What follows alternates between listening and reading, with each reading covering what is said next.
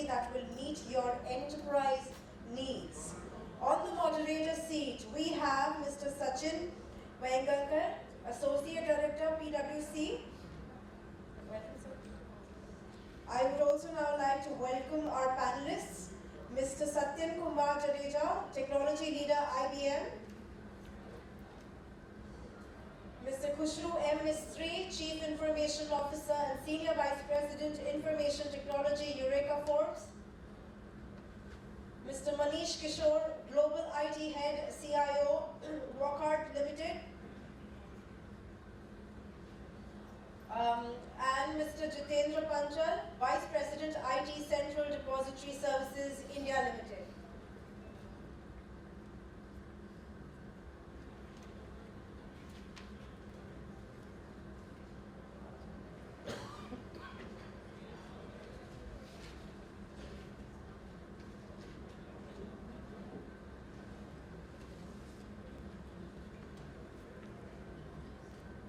And Mr. Arindam Biswas, Head of Analytics, Adani Group.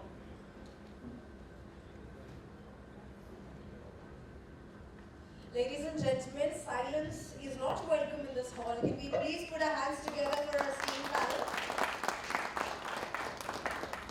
And I would hand over the further proceedings to our moderator. Sir, if you could please take over.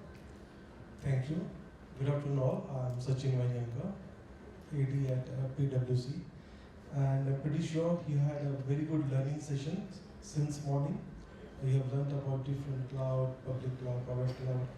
And today I have, I can surely say the panel that we have is an esteemed panel where they are a technology leader in their own domain, in their own field. And I'm pretty sure you'll get more to learn, more to experience. So if I can just ask the panel to introduce themselves. That would be great.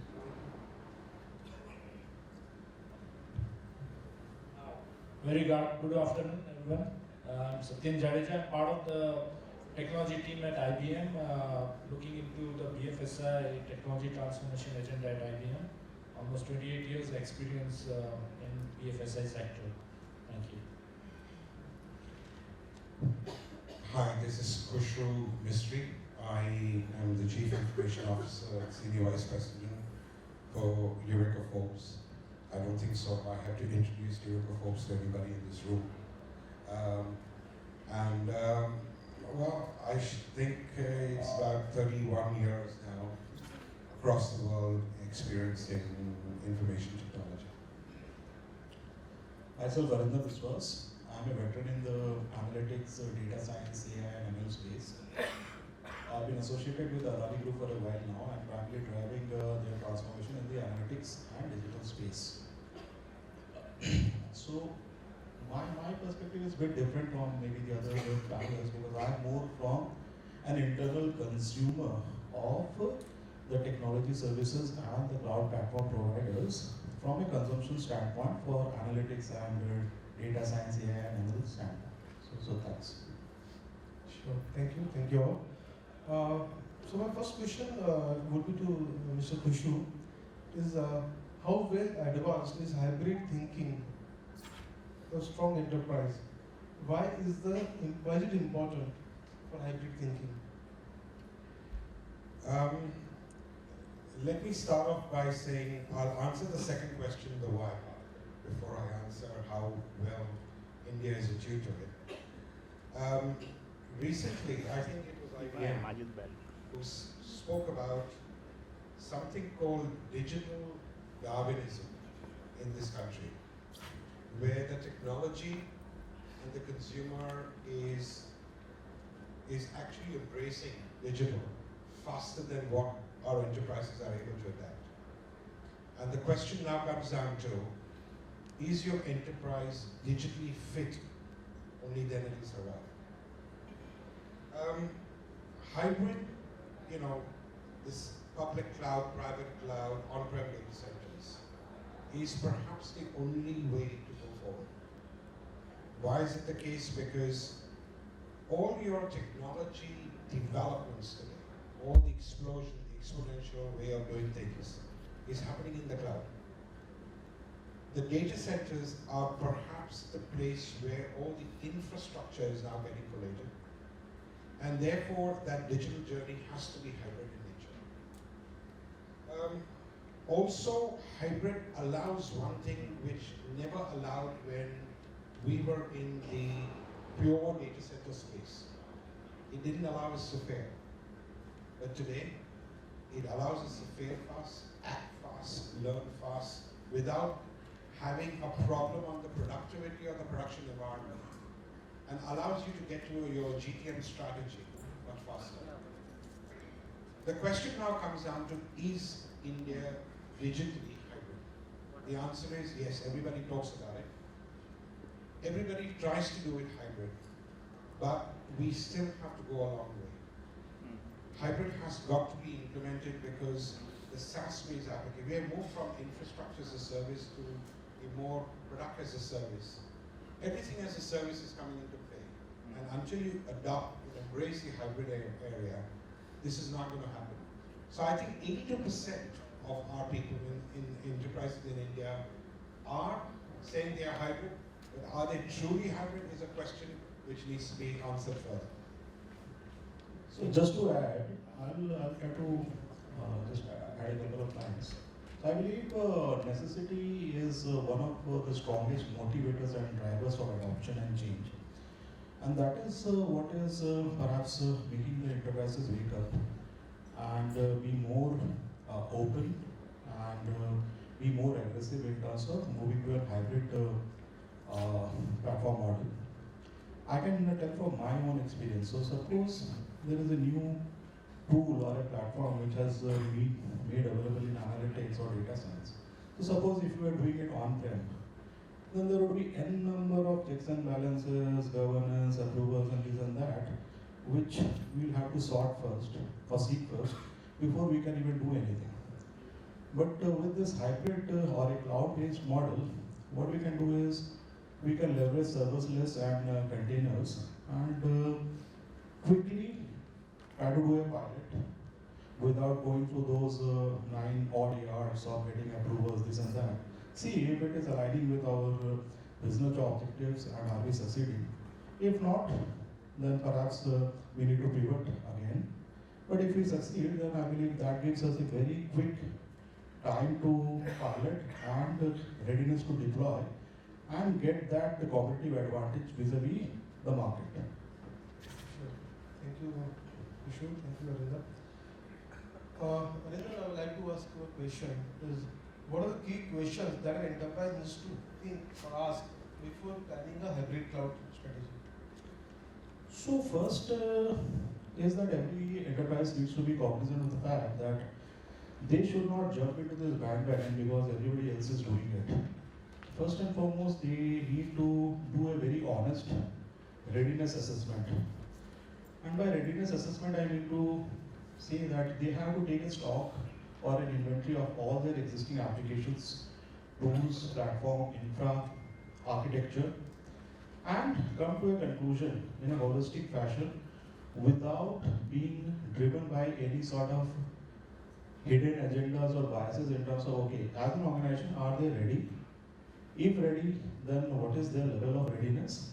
And what is the time frame or milestones through which they can embark on this journey? Second important thing is total cost of ownership. So just because everybody else is doing it does not mean that you also have to jump into that bandwagon if it is counterproductive from the total cost of ownership. So if your existing framework and existing mechanism is working fine and you don't see any significant reduction in your direct or indirect cost, then why even take all this headache in terms of doing it? Because at the end of the day, you are not going to give the required SLAs or matrices, and you will look pretty bad within your own function and within the organization. Third thing, I would say that you need to think that, okay, what are your today's business footprint, and therefore, the journey which you have to take should make you agile, flexible, scalable, and also gives you a quick time to deploy from a future standpoint. And now this space is changing so fast, it's very difficult to say keep a 10-year horizon in mind, but at least from the next 3-year, 5-year standpoint, you should keep this thing in mind while embarking on your cloud journey. Fourth thing to me would be, see, while embarking on this journey, it's very easy to lose control and insight or visibility. So you need to also ask this question, that how are we going to access, monitor, control, govern our hybrid infra, which would be a combination of on-prem plus either a single cloud provider or a multi-cloud provider environment. If you don't answer these questions at the onset, then tomorrow, 1 year or 2 years down the line, you will be in a very tight spot and maybe on a hot plate where things will be falling apart, and you will be only realizing things are going wrong after or post-facto the event has happened. Another thing I would like to ask organizations to focus on is that what sort of workload allocation they have in mind. So just that if you have to adopt cloud and move to cloud does not mean that you lift and shift anything and everything and move it to cloud. You have to do a proper prioritization of the processes, tools, and maybe come up with a phased approach that, okay, these are the prioritization order and these are the phases in which we are going to do the migration. Another thing you need to ask yourself as an organization is, suppose we were to do all these, then are we sure that this whole integration can be done in a seamless and secure fashion so that it does not jeopardize our business operations? Because just getting everything ready on cloud and running if it jeopardizes your actual business operations, then that is of no use. And last but not the least, you have to also look at from talent or resource pool standpoint. Now that is a very important area for the organizations to ask themselves in terms of what is our in-house resource capabilities or competencies to successfully manage a hybrid environment where there is one or multi-cloud providers and also a combination of on-premise infra. If you don't do that, then I believe you will be only filling square holes with round pegs, and that is going to fall apart sooner than that later. That's and again the questions can go on and on. Thanks, Arindam. Khushru ji, do you like to add something on the point?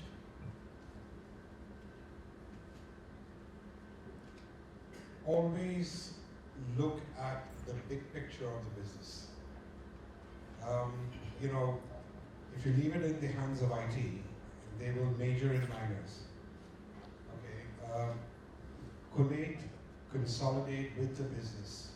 Is it going to provide you agility? Is it going to provide you scalability? Not from an IT infrastructure perspective, but is it actually going to give the agility to the business? One thing which I think you have to understand and realize that just moving into the cloud or multi-cloud environments will cause something called cloud fatigue. That means the IT operations people will be looking at multiple consoles. So does the hybrid cloud provide you a single pane of glass in order to review how you're going to manage that infrastructure, how you're going to control the infrastructure? And an important point which sort of bubbles down out of it is ultimately, is your business getting the right ROI in order to get to the hybrid cloud? If any of the questions, in fact, Arindam gave a lot of details, if any of the answers are no, you need to think twice. Just don't go just because it's there. And those are very good points shared by Arindam and Mr. Khushru. Well, Satyan, I would like to ask you a question. What are the key challenges that you have seen in a hybrid cloud strategy? Would you like to share experiences? Yeah. Thank you very much. I think fantastic insights from Mr. Mistry and Mr. Viswas on this hybrid cloud perspectives from a we are seeing it from the organization perspective. As a technology provider, I think IBM has been telling about hybrid cloud maybe 4 or 5 years back, but sometimes in the overarching fascination of cloud, the message was maybe lost for a while. But what we have seen is the last 10 years exponential growth in cloud adoption. And in fact, 92% of global organizations have adopted cloud. That's a great news. The second news is only 20% of the organization's workload has moved to cloud. So there's still 80% of applications are still running on premise. And if you look at a regulated industry like a banking and insurance, the banking global cloud adoption is at absolutely 13 to 15% only. So these are the stats that we have kind of gone through the various IBM research studies. But the challenges that we have seen, and as some of the points were rightly mentioned by Mr. Mistry and Mr. Viswas, that the whole architectural challenge. So what has happened that we have created silos. So there is one organizational team really working on adopting to the cloud, and there is one team is still keeping busy on on-premise management. But somewhere, as we said, that we need a holistic pane of glass, and that kind of, you need to have an architectural view. So we are seeing one challenge, number one is on the whole architectural challenge, that how do we really create a unified hybrid cloud architecture for the applications to either run on premise or on any of the cloud seamlessly. So that is one challenge that we are seeing. The second challenge is the aspect of security. Now you will have people who are experts on cloud security, and then you have people who are experts on on-premise firewalls. And now the whole definition of your perimeter, security perimeter, is kind of redefined, right? Earlier you were trying to do it behind the firewall, all your security measures. Now you are suddenly multi-cloud environment. You're running workloads on Azure, you're running workload on AWS, GCP and all. Suddenly your perimeter changes. And now you have the emerging aspects of edge cloud, right? So that is the one challenge where we are seeing that a lot of indecisions are happening in terms of security acceptance part of it. So that's the challenge number two. The challenge number three is the skills, rightly pointed out. The aspect of people who are skilled in managing a hybrid multi-cloud environment.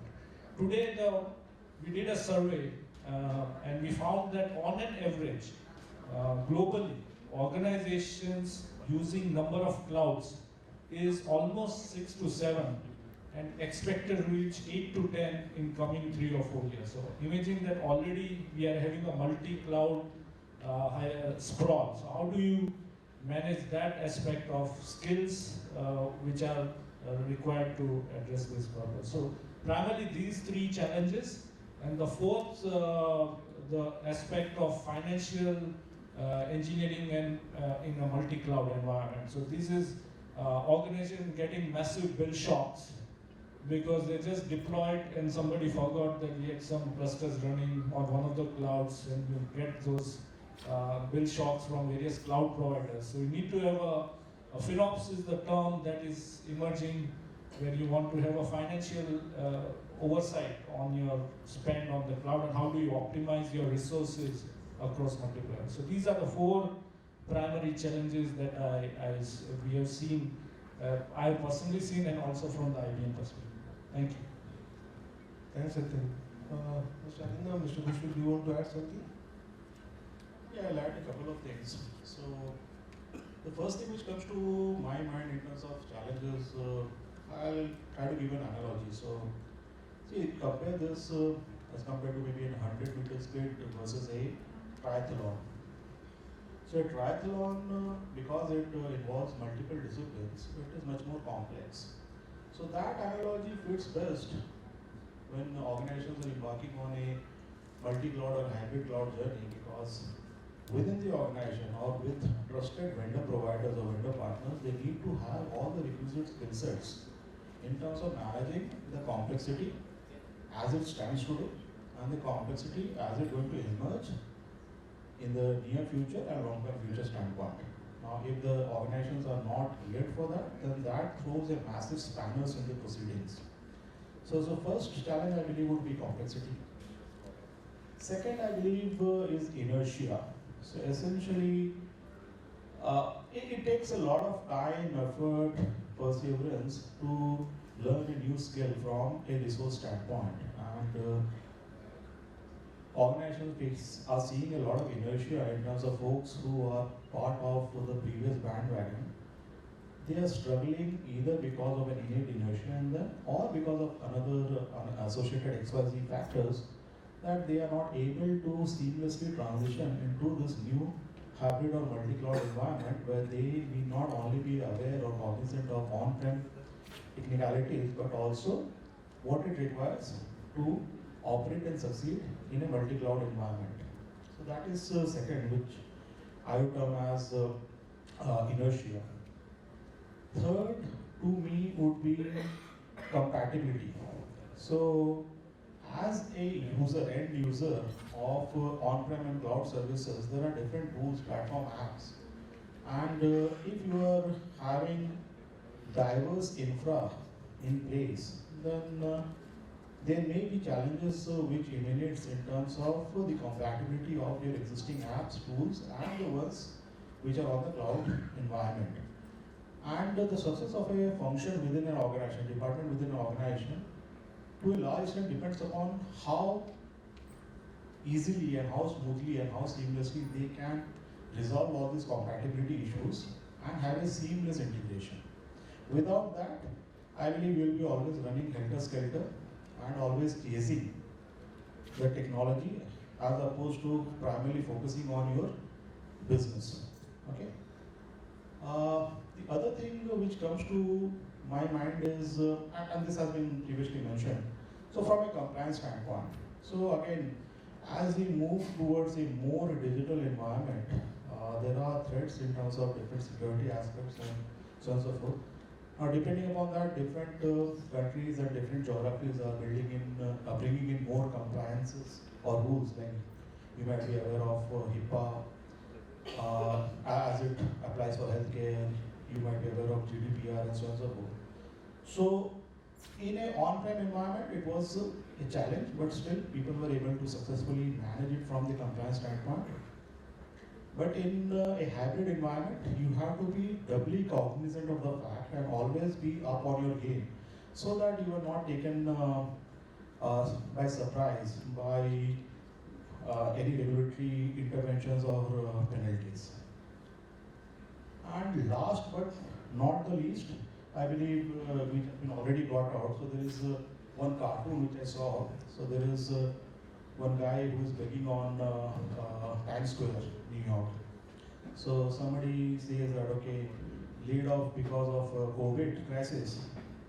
So he's saying, no, I just kept an EC2 instance open and forgot about it.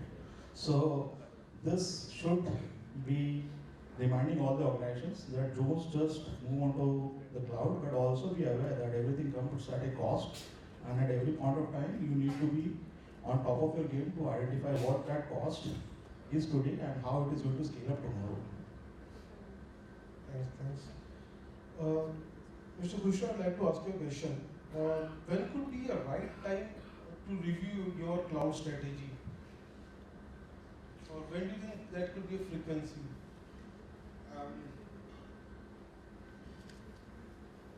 I strongly believe that every organization which has a cloud strategy today, hybrid, on-prem, public, private, with 5G coming in, I think that's because, remember, 5G provides this IT and OT correlationship.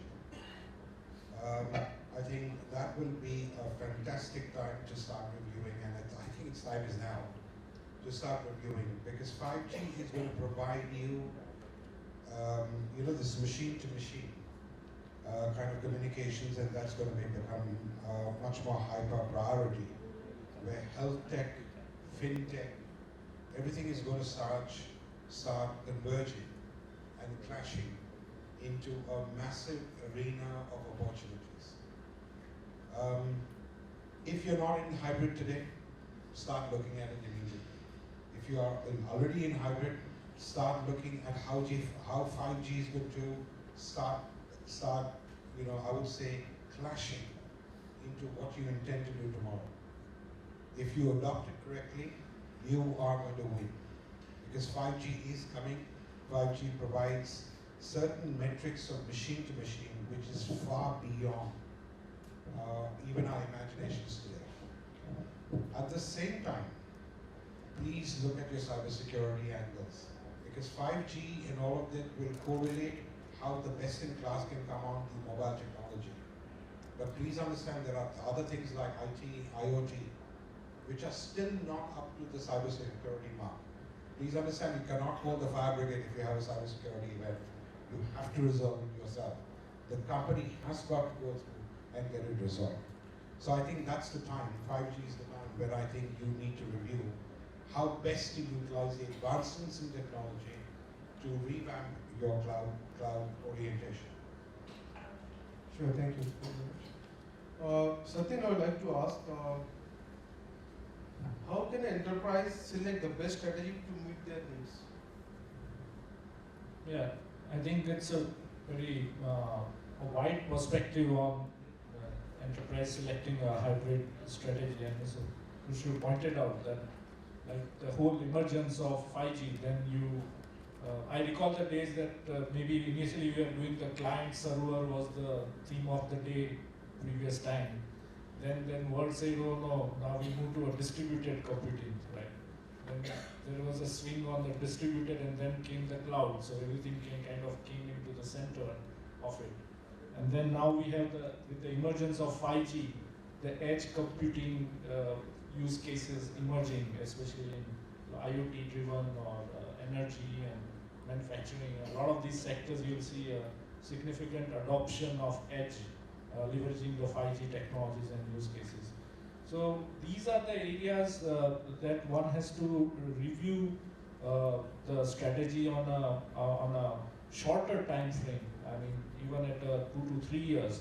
And the drivers behind that would be how your business is doing in the market. Are you in that static world of providing the same products and services? You have a chance of getting obsolete there. And you need to bring in a more business model innovations, business transformation, and leveraging that as a forefront, how cloud is or hybrid cloud is enabling your business transformation strategy. I think that is going to be important, because end of the day, these technologies are to serve the business, be more agile, do what the customers need, as Khushru mentioned about the whole digital Darwinism, because companies always lag behind what consumers move very fast. Like we quickly adopt to Instagram, where the banks of the world will try to give you some service on Instagram with a lot of lag, right? So that's evident everywhere. So we need to be very agile, review your strategies every 2 to 3 years, see the emerging technology landscape, and see how it serves the business needs, right? That's the one part of it. And then we have the other angle of the sustainability goals and guidelines. The BRSR standards have come in for the entire ESG from SEBI, right? So you need to be on your greenhouse emission sustainability. So that's the one added dimension has come in, where you start thinking of efficient data centers. How do I optimize my cloud, hybrid cloud efficiencies there, right? So that's an added angle which needs to be factored in the strategy part of it, apart from the whole developer experience and security compliance. That's excellent point, excellent views. Arindam, I would like to come across to you with us. That was a simpler question in terms of, we have thought or heard about hybrid cloud strategy. What could be the matrices on which this strategy could be built? So there are key matrices, but they vary from organization to organization. So irrespective of that, I believe first and foremost you have to establish that key success criteria for your entire cloud journey. Once you have identified the success criteria, then that becomes a good drawing board in terms of working backwards and establishing the KPIs or matrices which will be helping you in terms of depicting that you are successfully achieving these criteria or not. And that drawing board also gives you a very good opportunity to stagger the overall cloud journey into multiple phases with the specific milestones, and so that it does not become a binary journey where either you succeeded or failed. If you have staggered it, you have established your success criteria, you have set specific milestones in terms of time frame and what would be the key KPIs or matrices you will be measuring at that point of time, then your entire cloud transformation journey is no longer binary. It is a journey which will be measured on a particular scale, and that always gives you a good benchmark to improve as you move along in the time when you get more maturity and more expertise and experience on your cloud transformation journey. One thing I would like every organization to look out for is that they should avoid a piecemeal approach. So just because everybody is doing it, let's take one part of a function or one part of a process and just move it to cloud. This sort of a haphazard mechanism should seldom give the results in the long run. So that is one thing they should always steer clear of. Second is they need to quickly identify who would be their primary cloud provider and how does they can prioritize them so that they can get the best-in-class service at optimal cost, and always have a backup plan in terms of the secondary cloud provider. Another thing which organization should not take away their attention from in terms of identifying what are their mission critical data or processes, what are the sensitive data and processes, and what are the non-sensitive ones. And that may be a good yardstick or a criteria or metric in terms of gradually phasing out that set of data from on-prem to cloud and so on and so forth.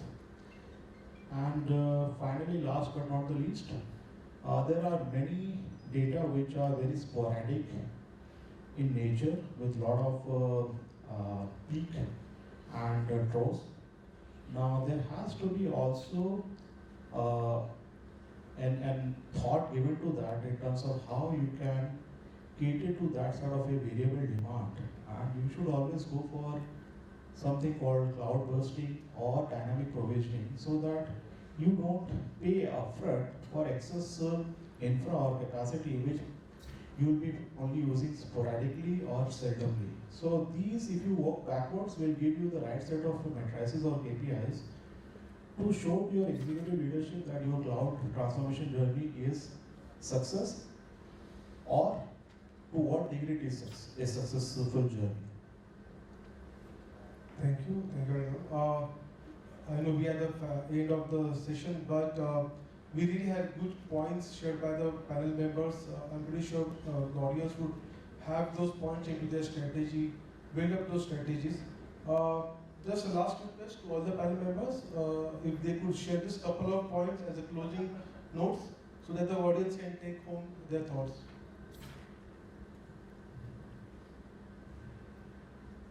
Hybrid cloud is here to stay, okay? Adopt it, utilize it, but the metrics should also contain one major aspect. You need to look at the COVID impact, okay? We've gone through one. Is it, I hope we never face it again, but look at the facts that if you were in the cloud during the COVID period, your cash flows were better. That itself you have to factor in as part of your matrices. Your metrics are important, it's for you and for your company. But again, cloud is not just because it's there. Look at it from a perspective, is it going to make my business better? The agility, the scalability, up or down. And that's what you have to consider. As I would say, that would be my parting thought to you, to look at it in a very categoristic manner. Satyan, would you like to share something? Yeah, just fantastic thoughts from the panel. And one key, what I would feel is that its hybrid cloud strategy is not something intermediate step or something. It's definitely a destination, and it will keep evolving as the newer set of technologies, capabilities, and technology innovations coming in. These set of innovations and hybrid cloud should be the tool for your business transformation or business model innovation that you leverage. It's not because I want to move to cloud and move to cloud, but what's the end purpose? It's a cloud, hybrid cloud strategy is a means for your business transformation or business model innovation. And the third aspect is the security, data privacy. We have now the data protection, data sovereignty, data residency guidelines coming in. So protect your enterprise data and leverage it in a very careful way.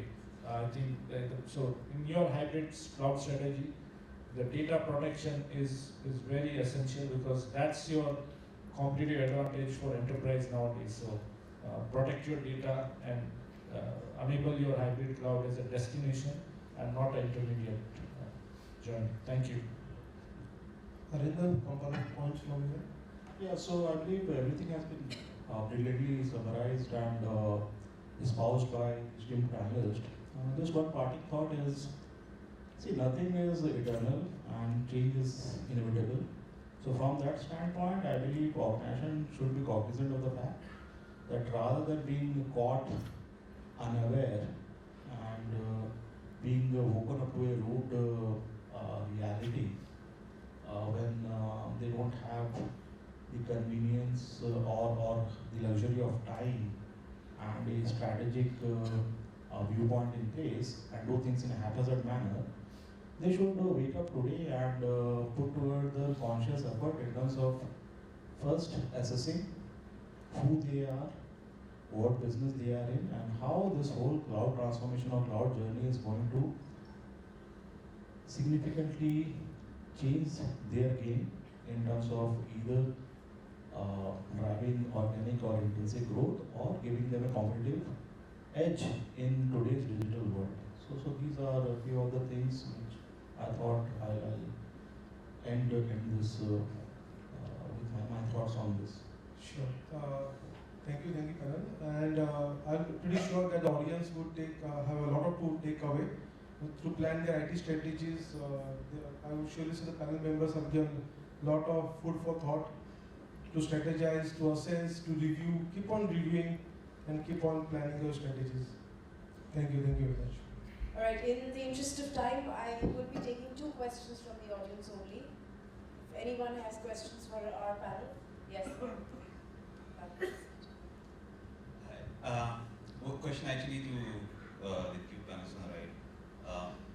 With enterprising having pedigree like Eureka Forbes as well as scale and huge as Adani, how much is like the sunk cost for your investment in ERP's already existing system prod you to make sure you go hybrid? But these new greenfield projects, yeah, these are like prime candidates to go to cloud. How do you bring those down? And secondly, how do you kind of commonalize between, your important that we find is logging. Like where the issue is coming up. Is it in a cloud or is it in our data center? And how you pinpoint? So what kind of technologies are going forward? What kind of processes are going forward? So I'll talk about the ERP, okay, and our experience. When we went into the cloud, we did not deal with, should we take the 30-odd applications which we had, the front-end SFA applications into the cloud. We took the ERP into the cloud, okay. And with the ERP, when in the CRM and the business warehouse. Okay, we just took that. Okay, and that was in 2018. Being a sales organization, you know that 70% of your sales happens in the last 2 weeks of the month, and 90% in the last 2 weeks. So you have to bubble and shrink. So, but we did that, and from 2018-19 onwards, we've not seen the standard on-prem problems. But at the same time, security, because COVID brought in the factor that everybody is not in your office. Therefore, we have also our in-day process of implementing ZTNA, Zero Trust Network architecture. You've got to protect the single most weakest link. Unfortunately, it is your staff. So you've got to protect that environment.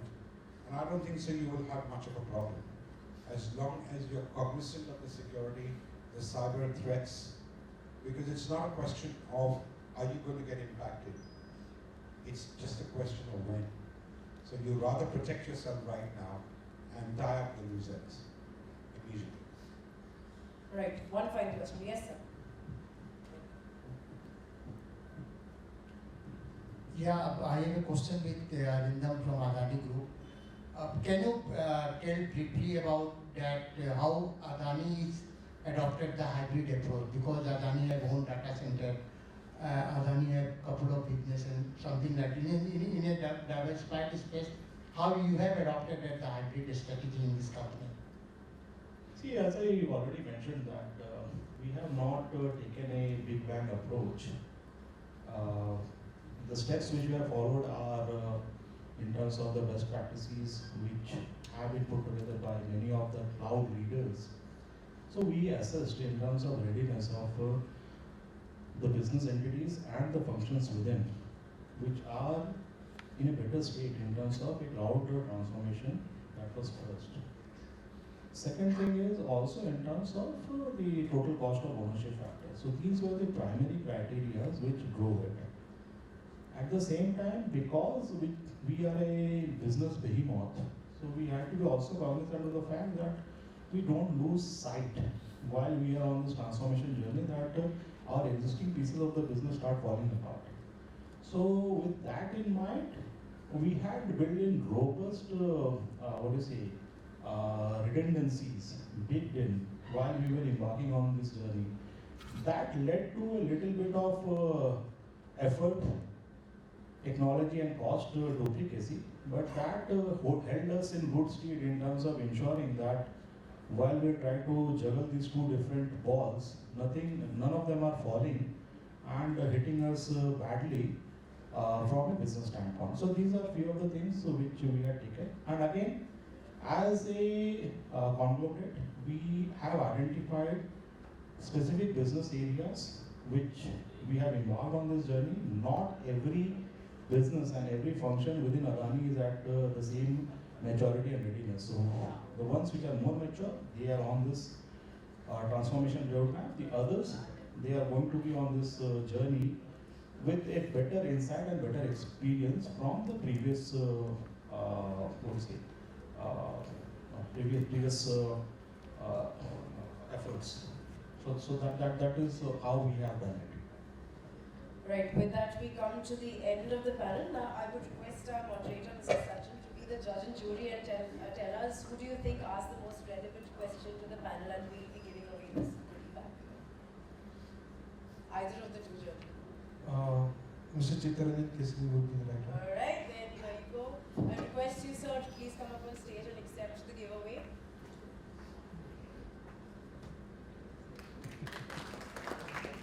Good.